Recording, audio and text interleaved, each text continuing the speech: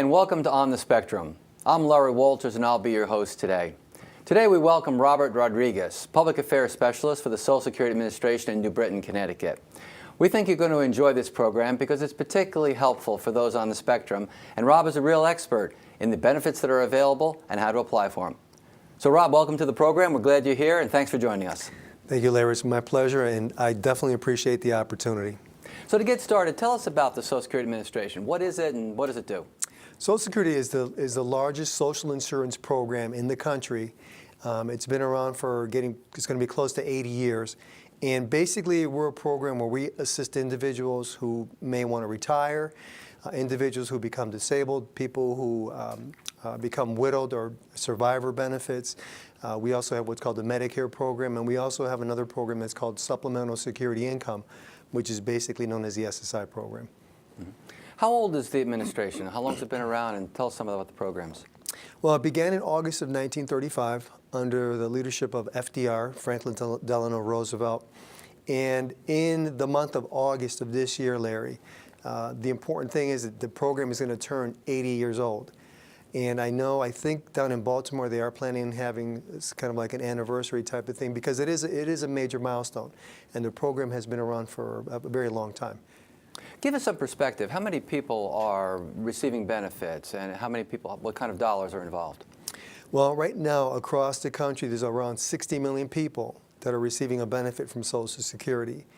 Here in the state of Connecticut, as of September of 2013, from the last figures that we have around 739,000 people that are getting a benefit. And that translates to $871 million a month that comes in to the state. Now, if you will, we're a relatively small state.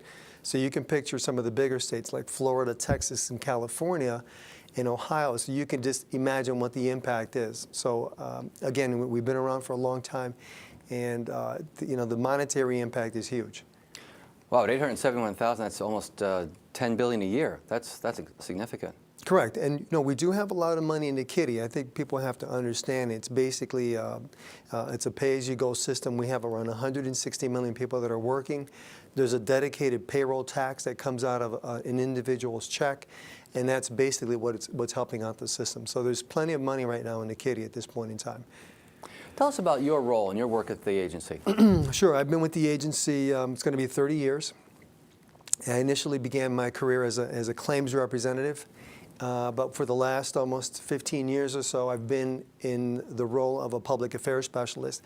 I go out and give presentations on Social Security. I pretty much can cover it from A to Z. I belong to some different groups within the agency where we go and double check facilities and make sure that they're spending the money appropriately for individuals. But for the most part, I also assist in the local field office. I do translations. I speak Spanish fluently. So I really have a kind of a comprehensive role with the agency. But my true love is public affairs and going out, giving presentations, and talking about Social Security. As a matter of fact, just to tell you, my mother gives out my phone number. People stop me in grocery stores. They stop me in church, wherever it may be, and I never turn anybody down. So I'm always an open book to answer someone's questions. So a real public servant. That's great. Yes, yeah, true. I've been put in the right spot, so I'm good with that.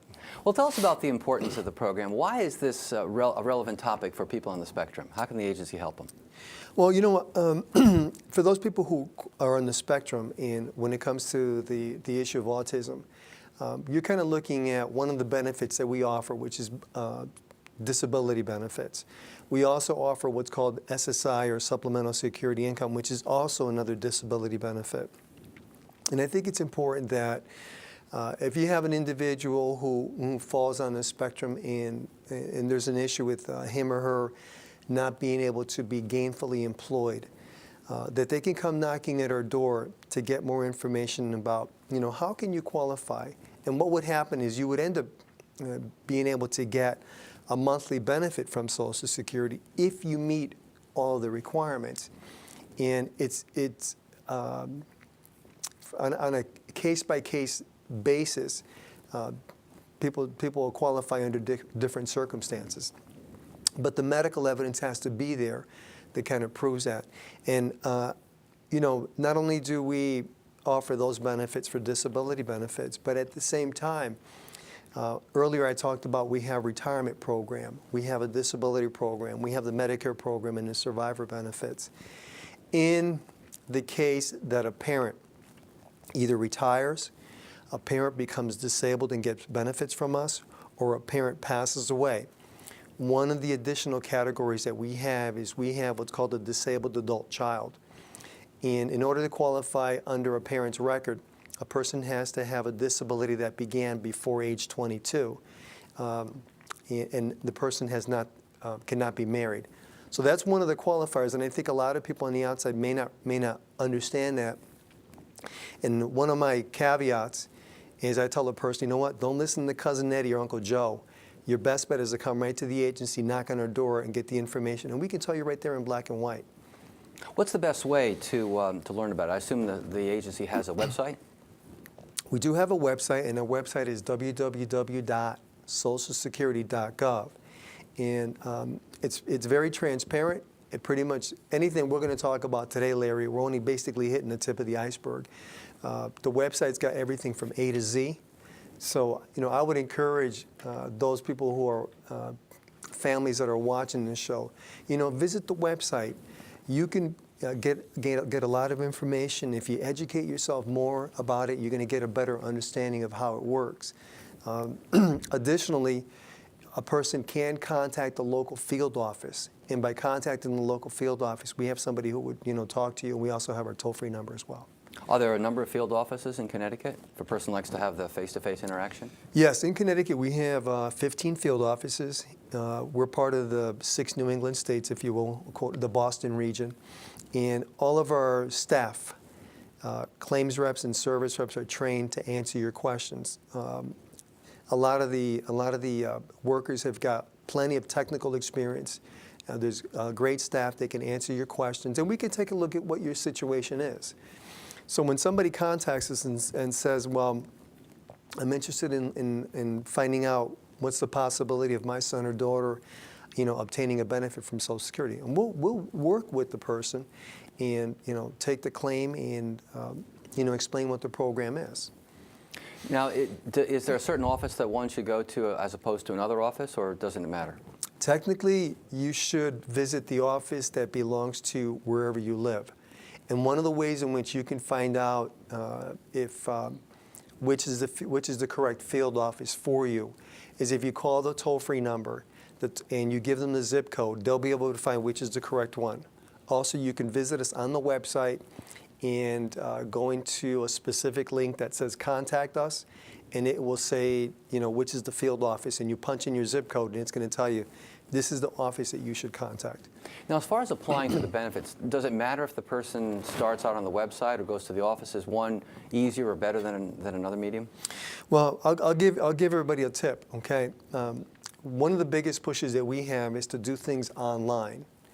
And by doing it online, it's going to be a lot faster. One of the things that we're running into right now, Larry, is that we have people that are coming into our offices, our field offices, cold. And when they come into the field office cold, sometimes what's going to happen is you may have to wait maybe an hour or two before you get a chance to sit down with somebody. So we offer you the opportunity of making an appointment. But the part of the problem that we have with the appointment is that we have such a large number of people that are visiting the offices that our calendars in all 15 offices are like 30 days out. So you can say, I'd like to get an appointment, and you can set up a face-to-face appointment, or you could even do it over the phone because we have what are called teleclaims. You don't have to go into a field office. You make the appointment on a specific day and time, we'll take and we'll call you. But if you do it online, then what happens is, and once you press that enter button, then what's going to happen is the very next day or within a day or two, someone from the field office is going to contact you. So now you're beating out that 30-day wait. So the best to start with the website, learn about it, do the initial application, and then if you need to, stop into the field office? Correct. Well, sometimes you may not even have to come into the field office because we've kind of changed the methodology in which we work with an individual. Again, we could do everything over the phone. So it kind of makes it easier for somebody because you don't have to worry about gas and traffic and parking. And in some places, like in the metropolitan places like Hartford and New Haven, you may have some difficulty trying to find a parking space. And there's tons of people that are in the field offices. Try to avoid the first week of the month. Don't go the day after a long holiday weekend. It is Busy. busy, yes. Good. So you touched on some of the benefits before. We have the Social Security benefits. You mentioned the Supplemental Security Income, the Correct. SSI. There's also SSDI. I think you said there are 5 areas. Let's take a step back and break those down for us. And, Of course. and how would a person on the spectrum target one versus another? Okay, not a problem. Basically, we have the Social Security umbrella. And underneath that umbrella, we have specific programs. Now we're looking at retirement. We're looking at disability benefits. We have what are called the Medicare benefits. We have the survivor benefits. And then we have, let's see, Medicare, retirement, survivors, disability, and, boy, I think I'm missing one. And the Supplemental Security Income Program, the SSI program. So with each one, under retirement, if you will, if a parent has worked long enough, you have to have at least 10 years of work under your belt, or 40 credits. As long as they've worked and they've paid into the system, when they come knocking at our door, starting at age 62 and up, we're going to start to ask them a set of questions. This is how much you're going to get on your record. And then our pecking order, if you will, we always try to find out whether or not there's somebody else who can qualify in that record. And children are the first ones. Anybody who's under 18 or 19, as long as you're still in high school, or somebody who has a disability that began before age 22 and they're not married. So this kind of opens up that door. We also have disability benefits. In the years that I've worked with the agency, I've seen people in their 20s, 30s, 40s, 50s, and early 60s become disabled. And if you qualify, then again, that same pecking order comes up. Are there any children? Is there a spouse? They could potentially qualify. Let's say the parent passes away. I mean, I read the obituaries every single day. I see the age differences. If the parent passes away, be it a mother or father, they paid in, the same order comes up again. You know, who's eligible in that record? And under the SSI program, what we kind of take a look at is, if you're 65, you're blind or disabled at any age, and you have to have limited income and resources. So if you have a child who's already 18 years old and they don't have a job, we don't look at what the parent's income is. But if they're, say, under 18 years of age, then we have to take a look at what the parent's income and resources are. And then we also have, Medicare, which is the health insurance as well. Okay, so let's take a step deeper now, and let's Sure. understand a little bit more how to go about accessing these benefits. How do you apply? How do you qualify? Can you give us some guidance on that? Well, basically, I would say one of the preparatory things that a parent could do is try to give us as much information. Have you been to any doctors, or has the child been into any doctors, hospitals, clinics? Are they taking any medications? The local field office does not make the medical determination. It's actually done by a state agency in Hartford that has a contract with the federal government. They're called the State Disability Determination Services. They will obtain those medical records. A parent would sign a medical release. We then, in turn, would get that medical evidence, and then they evaluate it. Why can't the person work? How does your situation impact you? And there will be some additional questionnaires that get sent to the person. One of them is called the Activities of Daily Living. What do you do on a daily basis? Do you sit in front of the TV all day? Do you go to work? Do you have any problem with somebody in authority who does work and chores, around the house? So it's pretty lengthy, and it takes a little bit of time. It takes anywhere between 60 to 90 days to make a decision. And not everybody gets approved, and if you do get approved, then we'll pay you the appropriate amount that you're gonna be due. So the whole process takes about 60 to 90 days from application to start receiving benefits on each of these programs? Well, For every single one, it's a little bit different, but specifically to the disability and the SSI benefits, it could take anywhere between 60 to 90 days. And not everybody gets approved on the first go-around. It all depends upon how strong the medical evidence is. And if you do get denied, one of the principal things that I tell a person is if you get denied, you're going to be sent a letter. And from the day you get that letter, you've got 60 days plus 5 days of mail time to, to file an appeal. The main thing is to make sure you file those appeals timely because, again, you can get turned down at a second level, and then you may have to go before an administrative law judge, which could take up to about a year or so. Is there a certain age that you need to be to apply? No, not necessarily. I mean, if you have somebody who's a minor, who's under 18, then most of the time a parent's going to, put that in. If once they're 18, then we consider them to be an adult. But obviously, if there's going to be guidance from a parent that's going to help out, that's not a problem. We welcome that. Can you give us a sense of what kind of dollars we're talking about in each of these benefit classes? Well, if a parent either retires or passes away or becomes disabled, then that child will get about 50% of whatever the parents, what we call the primary insurance amount. It all depends on the number of years that he or she worked, how much they paid into the system. And under the SSI program, the maximum right now for this year in 2015 is $733 a month. But that opens up the door for you to get benefits additionally from the state. So it all depends. But under the SSI program, we pay you based upon what your living arrangement is. And now, again, for each of these programs, is there any kind of restriction on the money that you receive? You have to use it for certain purposes? No. Once you get the money's technically yours. How you spend it is going to be up to you. Sometimes a parent may want to say, "Hey, let's sock away some of this money, and the other part, let's use it for some of your daily activities or some recreational things." But food, clothing, and shelter can also come into play as well. Now, once you start receiving benefits, is there any maintenance or other ongoing obligations that you have to follow to keep receiving benefits? That's a good question. Under our disability rules, we have what's called a medical diary. So every 3, 5, or 7 years, we want to find out whether or not your condition has continued. So it's basically like a re-exam, if you will. So every 3, 5, or 7 years, we institute that. Additionally, somebody who does get SSI, every year or so, we do what's called a redetermination. Have you had a change in your living arrangements? Have you gone back to work? Have you, hit the lottery? Have you done X, Y, and Z? And those are things that we kind of take a look at. So when something does change in their circumstances, this could affect their benefits?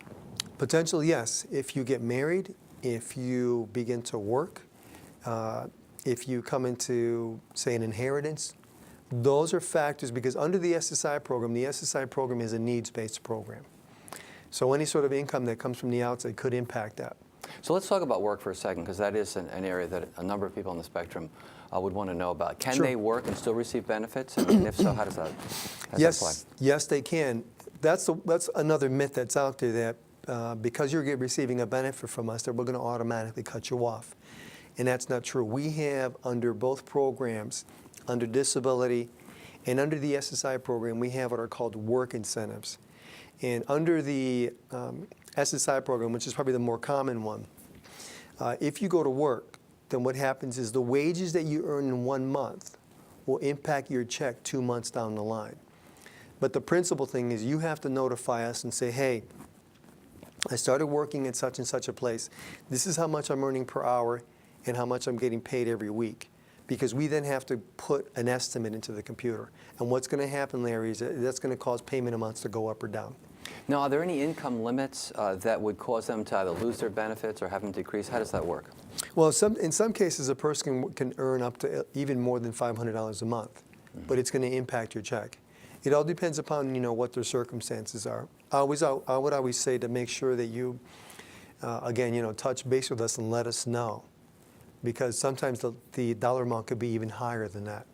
How does that actually happen on a monthly basis? How do they report wages? How do they communicate with? Okay, good question. A lot of times we'll say to a parent, either submit the pay stubs every month at the end of the month, or if not, we make contact with the employer, and we can verify that person's wages. Because again, we're asking you to give us an estimate. We input that estimate, and when the month finishes, then we go back and say, okay, how much did this person actually make? And that's going to determine whether or not the payment's going to go up or down.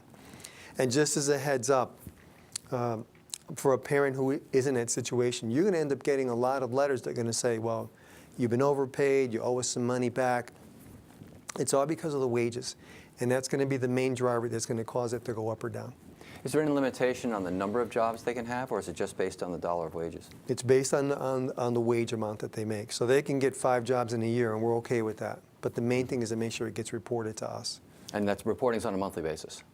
For the most part, yes. If you report on a monthly basis, you're basically you're ahead up in terms of not having to wait. But you have to wait until the month finishes and then go back to check it. So let's say we have a new applicant, someone who has not applied for benefits before. Yes. What kind of advice would you give them as to how to get started and take the process through as smoothly as possible? Somebody who's starting for the first time, you say? Right, yeah. Well, basically contact us and visit the website. Try to gather as much information as you can. As a matter of fact, we have what's called a Disability Starter Kit. And the Disability Starter Kit basically it's like 2 pages. It's going to ask about work history. It's going to ask what kind of medications are you taking, have you been to any hospitals, doctors, clinics, etc. The more detailed that you have that information, the better it is when you initiate the process with us. And again, don't listen to Cousin Eddie or Uncle Joe. Pick up the phone, contact us, because if you contact us, say for example in the month of January, and we can't give you an appointment until February or March, you're technically protected because you contacted us in the month of January. Taking a step back and looking at the wages again, because I think that's an area that a lot of people on the spectrum are interested in. At what point will they start to lose their benefits? It all depends upon dollar amount, Larry. Again, if you start to make wages that are maybe like over $1,000 and some change, that could have an impact. I don't know exactly what the dollar amount is, but again, we can, the local field office can determine that, and they can find that out. Okay, good. Are there any other considerations that a person on the spectrum would need to pay attention to, or their family, when applying for Social Security benefits? Anything else we haven't talked about? Well, try to be as thorough as you can. Give us as much information as possible. Give us a listing of who the doctors are, the hospitals, clinics. Is there any medications, school records, anything that you can get your hands on that kind of will back up and support what the issue or the concern is. That's going to be helpful. That's definitely going to be helpful. Now, you mentioned earlier our website and our phone number. We're going to repost those again online. Can you just mention them for our listeners? Fantastic, yes. Again, please visit us at www.socialsecurity.gov. And at the same time, you can call our toll-free number, which is 1-800-772-1213. I do want to make mention also, Larry, that we basically have 2 other things that I wanted to just highlight quickly, if I could. One of them is starting in March the 16th, we have new field office hours that are probably going to be a little more conducive to the public. And starting in March, our offices are going to be open Monday, Tuesday, Thursday, and Friday from 9 in the morning until 4 o'clock in the afternoon. It used to be until 3. Wednesdays, we're always going to be open from 9 in the morning until 12 noon. And what happens is we close our doors to the public at 12 noon because the staff is working on backlogs. We have to have some downtime to be able to work on those issues. By the way, if you wanted to visit an office, is there one day that's better than another? That's such a toss-up. We've had every day of the week we get tons of people coming in. I mean, I work in the New Britain field office, and it's busy. All the field offices experience the same thing. So, you may be better off, sometimes maybe a little bit later in the month, maybe, more agreeable. If you can, try to avoid the first week of the month because that is really, it's busy, if you will. The other thing I want to mention is on our website we have our newest thing, and maybe parents could take advantage of this. It's called My Social Security. You basically go into our website, you click onto this link that's called My Social Security, and you create a username and a password. And what that does, it allows you to tap into your own record. Now it's your own personalized information. It's going to give you your name, your date of birth, the years that you worked. It's going to let you know how much you can get for retirement and how much you would get for disability and how much your survivors would get if something were to happen to you. It's very comprehensive, and it's extremely easy. It takes about 10 or 15 minutes or so. We already have around 16 million people who've set up these accounts. So we're encouraging people to, set that up. It takes a couple minutes. And for those people who are receiving benefits, the advantage is that now you're able to go in and you can get your own what's called a benefit verification letter. You can start or stop your direct deposit and change your address. So there's an advantage to you visiting a website and then creating that My Social Security account. Excellent. That's great information. Well, Rob, I want to thank you for being our guest today, for coming and talking about the Social Security Administration, the benefits that are available, especially for those people on the spectrum, and how to apply for them. And we hope you enjoyed our show today and hearing from Rob about the benefits of the Social Security Administration and why it's important for people on the spectrum to know about the Social Security Administration and the benefits they can get. So please join us again next time. And so from all of us on the spectrum, thank you and goodbye.